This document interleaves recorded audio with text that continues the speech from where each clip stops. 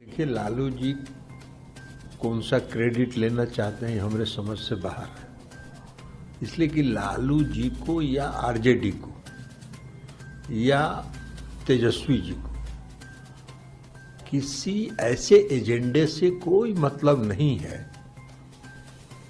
जिससे सामाजिक समरसता आती हो, जिससे समाज के जो सबसे पिछले पायदान पर हैं उनको न्याय मिलता हो। इस तरह के किसी एजेंडे से कभी लालू जी को मतलब नहीं रहा। लालू जी का एजेंडा दूसरा रहता है। पूरे उनके 15 साल के शासनकाल में, पति पत्नी के शासनकाल में, या कुछ दिनों के लिए जब नीतीश जी की कृपा से तेजस्वी जी उप मुख्यमंत्री बने, तो उसका पूरा अध्ययन कर लीजिए। कोई उनका एजेंडा नहीं है। उनका एक एजेंडा है परिवारवाद। भाई हो जाए एमएलए, भाई मंत्री हो जाए, बहन हो जाए सांसद, दूसरी बहन भी हो जाए सांसद। लालू जी जब मुख्यमंत्री से इस्तीफा दें तो पत्नी हो जाए मुख्यमंत्री। दूसरा कोई नहीं है। उस पार्टी में कोई और था कि नहीं था? आरजेडी में जब श्री लालू प्रसाद जी इस्तीफा दे रहे थे तो आरजेडी में दो ही लोग थे क्या? पति और पत्नी।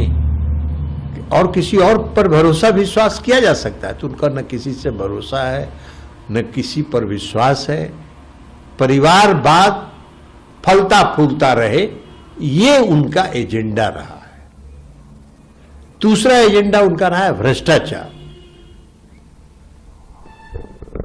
पूरे शासनकाल में चारा घोटाला, फिर अलकतरा घोटाला,